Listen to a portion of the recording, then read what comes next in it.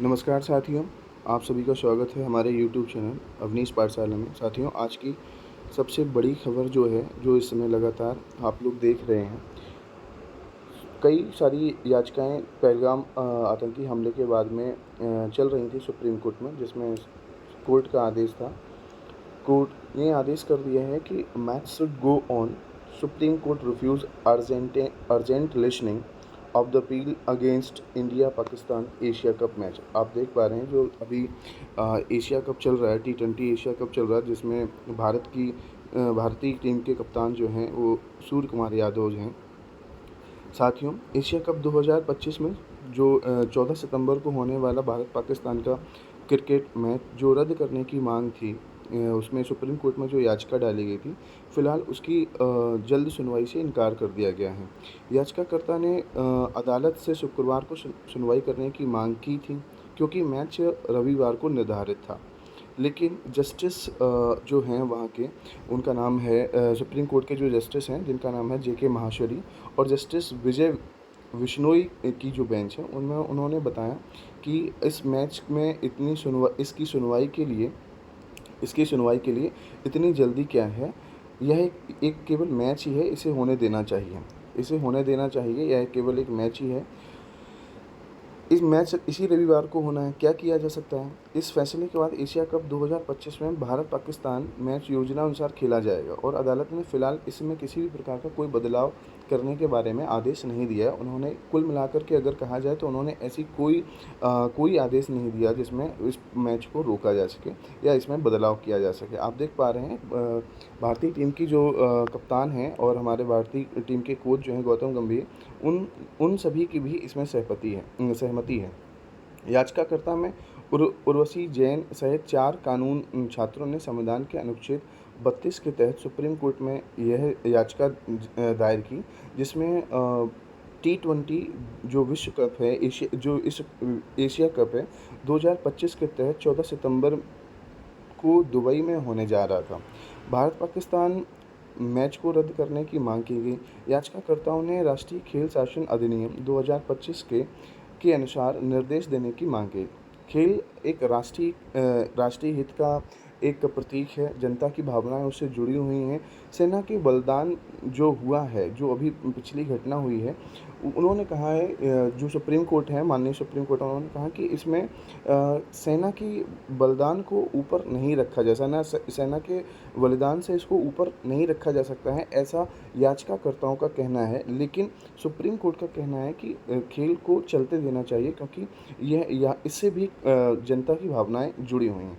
याचिका में यह तर्क दिया गया कि हालिया घटनाओं जैसे पहलगाम आतंकी हमला और ऑपरेशन सिंदूर, जिसमें भारतीय नागरिकों और सैनिकों ने अपनी जान गंवाई, उसके बाद पाकिस्तान से खेल का जो आयोजन है वो नहीं होना चाहिए। ये गरिमा के विरुद्ध है, यानी ये जन भावना के अनुरूप नहीं है। याचिकाकर्ताओं का कहना है, आतंकवाद को पनाह देने वाले देश के साथ खेलों में भाग लेने से सशस्त्र बलों का मनोबल जो होता है वो कम होता है, और शहीदों और आतंकवाद के पीड़ित परिवारों को पीड़ा पहुंचती है।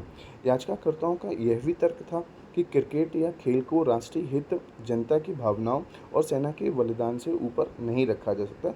जबकि इसी संदर्भ में सुप्रीम कोर्ट का कहना है कि हाँ ठीक है, वो बात मानते हैं कि ये इतनी बड़ी घटना हुई और इसमें कई नागरिकों की और कई सेना के जवानों की जान भी चलेगी, लेकिन खेल के माध्यम से भी कई सारे खेल के माध्यम से भी एक तो ये दोनों देशों की को कुछ न कुछ तो हद तक, हालांकि पाकिस्तान दोस्ती के काबिल तो नहीं है, लेकिन काफ़ी हद तक हम एक दूसरे को साझा करते हैं। एक दूसरे के खेल भावना के थ्रू क्या करते हैं कि हमारे जनता का भी इंटरेस्ट काफ़ी जुड़ा है। भारत पाकिस्तान मैच जो है हमेशा से बड़ा रोमांचक रहा है।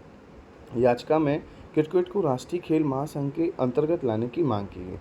याचिकाकर्ताओं का तर्क है कि क्रिकेट को राष्ट्रीय हित, नागरिकों के जीवन और सशस्त्र बलों के बलिदानों से ऊपर नहीं रखा जाता। उनका कहना है, भारत पाकिस्तान मैच का जारी रहना देश की सुरक्षा, अखंडता और सैनिकों के मनोबल के लिए हानिकारक है। याचिका में राष्ट्रीय खेल शासन अधिनियम 2025 के कार्यान्वयन की मांग भी की गई। इसके तहत सीजन बॉल क्रिकेट को राष्ट्रीय खेल महासंघ के अंतर्गत लाने का प्रस्ताव किया गया। याचिकाकर्ताओं ने कहा कि अब समय आ गया है कि बीसीसीआई को युवा मामले एवं खेल मंत्रालय के अधिकार क्षेत्र में लाया जाए। अभी तक तो फिलहाल में ये उसके अधिकार क्षेत्र में नहीं है। बीसीसीआई अपने मन से ही चीज़ों को अपने अकॉर्डिंग ही चीज़ों को रन कराता है।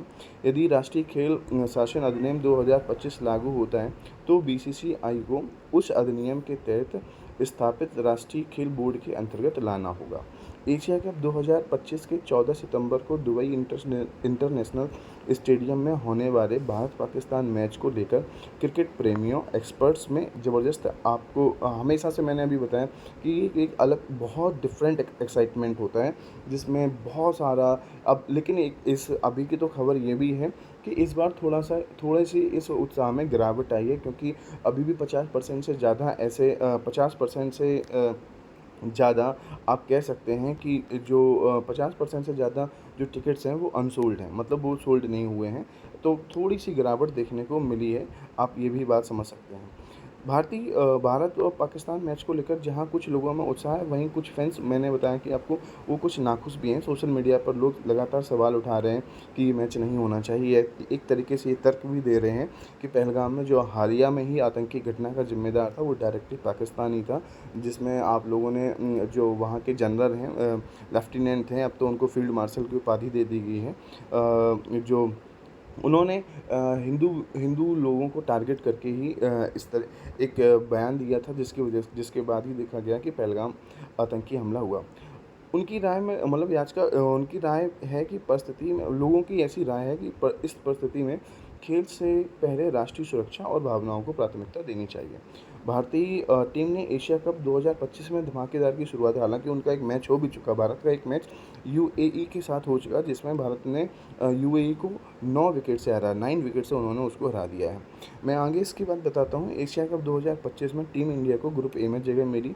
10 सितंबर को दुबई के मैदान पर सूर्य कुमार यादव की कप्तानी में टीम ने अपना पहला मुकाबला यूएई के साथ खेला और उसमें 9 विकेट से जीत हासिल करी। इस मैच में यूएई को सिर्फ केवल 57 रनों पर समेट दिया गया और इसको जब भारत इसका लक्ष्य का पीछा करते हुए आगे बढ़ा तो मात्र 4.3 ओवर्स में ही 1 विकेट खोकर उन्होंने जीत हासिल कर ली।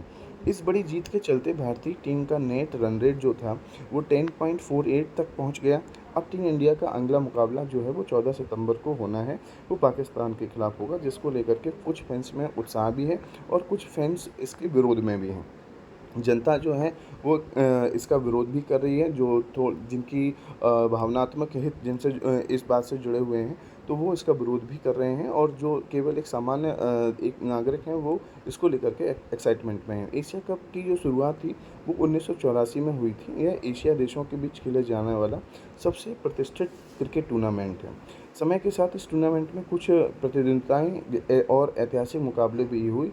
इसका उद्देश्य एशियाई खेलों के बेहतर रिश्तों को बढ़ाना, मैंने अभी आपको ये बात साझा की थी आपसे कि केवल खेल क्या है कि देशों के रिश्तों को बेहतर बढ़ाने का भी एक अच्छा साधन है। खेल भावना से हमारे एक दूसरे देश के साथ में रिश्ते सुधरते हैं। हालांकि पाकिस्तान के साथ ऐसे कई बार मैच हो चुके हैं, लगातार मैच होते ही चले आ रहे हैं, लेकिन उन्होंने अपना रवैया नहीं बदला है। वो लगातार अपने घटिया और बिल्कुल वाहियात किस्म के कामों के लिए ही जाने जाते हैं। यह ओडीआई और टी20 प्रारूप में हर 2 साल के अंतराल में आयोजित किया जाता है। एशिया कप 1984 से लेकर के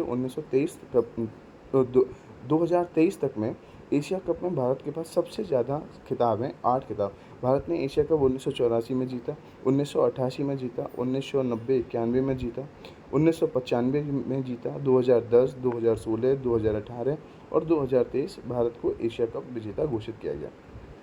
श्रीलंका के पास भी ये खिताब हैं, उनके पास में ये 6 खिताब हैं। उन्होंने 1986, 1997, 2004 और 2008 में 2014 में, 2022 में यह खिताब दिया, और कहीं न कहीं पाकिस्तान को भी इसमें 2 बार जीत हासिल हुई है, एक बार 2000 में और एक बार 2012 में। जो पिछला संस्करण था 2023 के एशिया कप में भारत ने श्रीलंका को फाइनल में हराकर 8वां खिताब जीता और टूर्नामेंट में अपनी बासाहत को मजबूत किया। फिलहाल एशिया कप 2025 में यह 17वां संस्करण चल रहा है और आप देख रहे थे अवनीश पाठशाला। ऐसे ही लगातार इंटरेस्टिंग खबरों के लिए हमको सब्सक्राइब करें, चैनल को सब्सक्राइब करें, लाइक करें, और ऐसी ही वीडियो के लिए हम आपको मिलते रहेंगे। धन्यवाद, स्वागत है आपका।